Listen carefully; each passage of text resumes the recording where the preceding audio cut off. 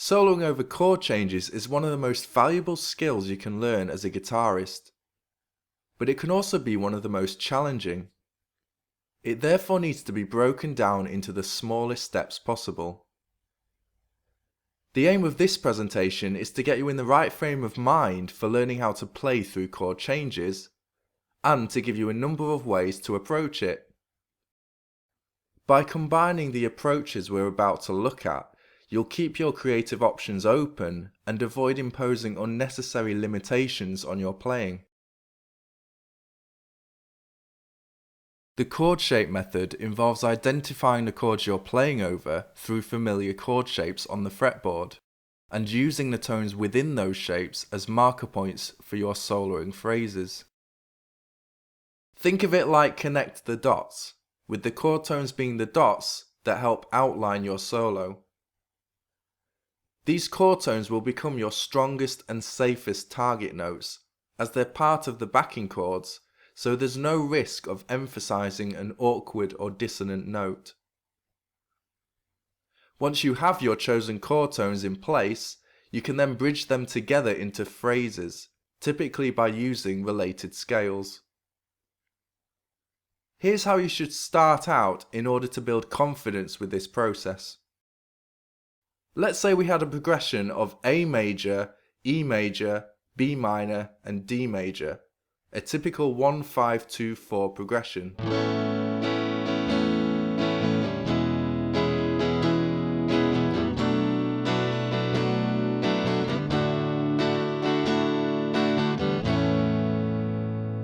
We'd start by locating the positions in which we could play these chords.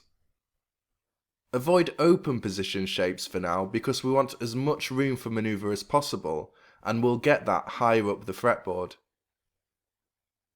So for finding chord tones, I tend to use chord shapes built on the E and A strings. For example, the E and A form bar chords. So I might start with an A major bar chord at the 5th fret. This chord shape contains all the intervals of A major, the root, major third and 5th. For E major, I might visualize an A form bar chord at the 7th fret. We want to keep the chords in as close proximity as possible, as we're going to be moving between them. Again, this A form chord shape contains all the chord tones of E major. On to B minor, a minor bar chord at the 7th fret containing the triad of root, minor third and 5th. And finally, a D major shape on the A string, which gives us our D major chord tones. Once you have your chord positions, start by playing through the chord progression using one note per chord. For example, if I took the third of each chord, here's what I'd get.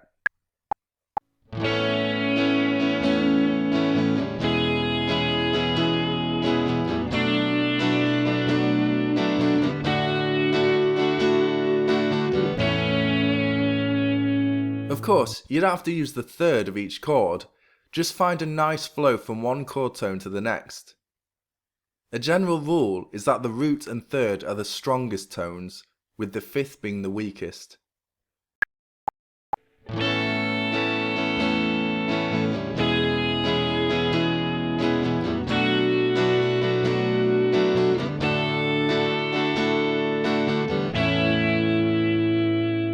If you're playing 7th chords, the 7th will also be a strong target note.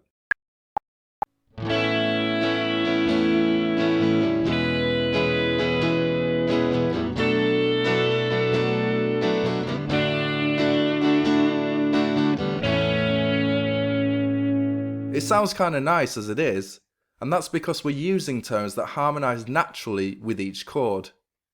But obviously, we'll want to embellish this and use more notes.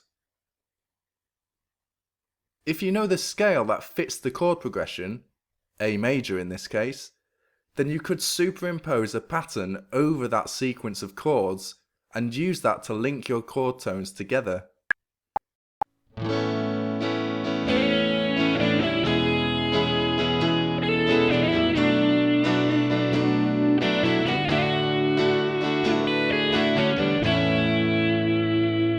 If you're not sure about the scale, however, then use a bit of trial and error and try different movements between the chord tones.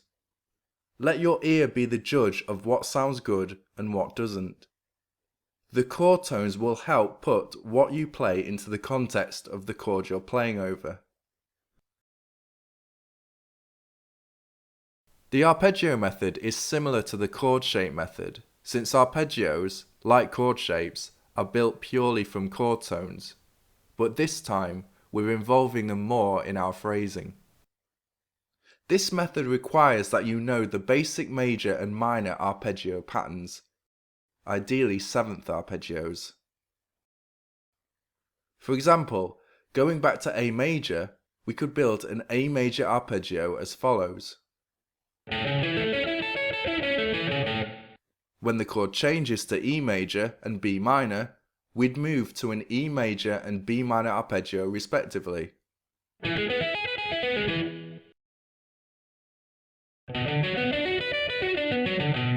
Once you're confident with arpeggiating your chord changes, just like the chord tone method, it's time to combine these arpeggio movements with scale movements.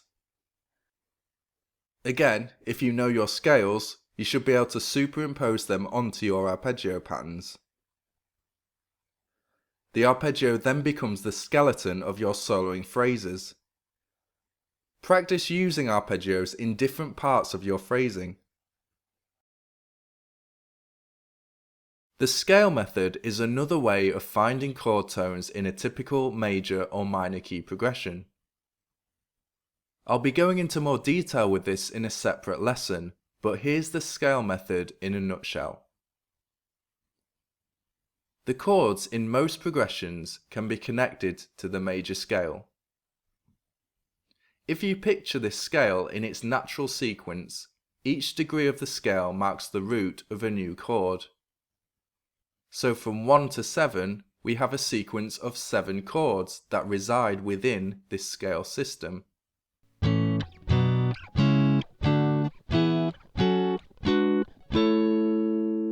You'll often hear this referred to as harmonizing the major scale. You'll also commonly see Roman numerals used to symbolize these chords. Start by identifying the roots of each chord in the scale. For example, the first chord's root is the first note in the scale. The second chord's root is the second note. The third chord's root is the third note, etc. The next step is to work out which intervals in the major scale are used in each of its chords.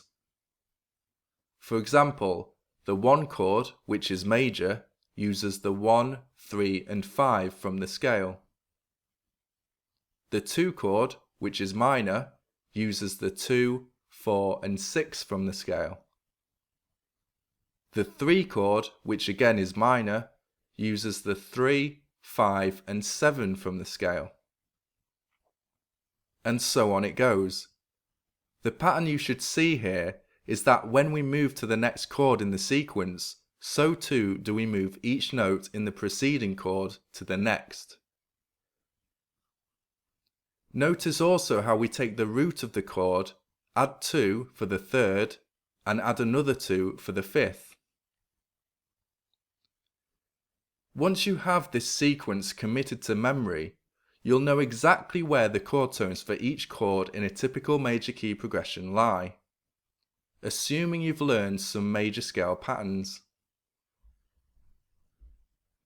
Let's use the example from earlier: A major, E major, B minor and D major. We know from earlier that this is a 1-5-2-4 progression, which means it uses the first, fifth, second and fourth chords from the major scale. Therefore, from learning the chord sequence before, we'd know that for the 1 chord, the chord tones are 1, 3 and 5 from the scale. For the 5 chord, the chord tones are 5, 7 and 2 from the scale. The 2 chord, 2, 4 and 6. And the 4 chord, 4, 6 and 1. These are exactly the same chord tones we located using the chord shape method. The only difference is we're now using the scale pattern as the reference as opposed to the chord shapes. While the scale method is a slightly more complicated way of finding chord tones, the benefit of learning this method is that you're already thinking in the context of the scale, rather than having to superimpose a scale pattern over chord shapes or arpeggios as with the other methods. So the scale method is a far more integrated way of selecting target notes for your soloing phrases. As I mentioned, I'll be going into these methods in more depth on the site. You can visit the link in the description for backing tracks and other supplemental content. Now, obviously, soloing over chords isn't just about finding and playing chord tones. Ideally, you should combine chord tones with arpeggio and scale movements to build your phrases. Use chord tones as target notes, arpeggios as the skeleton of your phrases, and scales to embellish and flesh out your phrases. And don't be afraid to add some trial and error and let your ear be the judge of each note you play. If your solo is more understated and more for ambient effect, for example, pure trial and error, which could be considered an approach in itself, is often the best way. Cheers.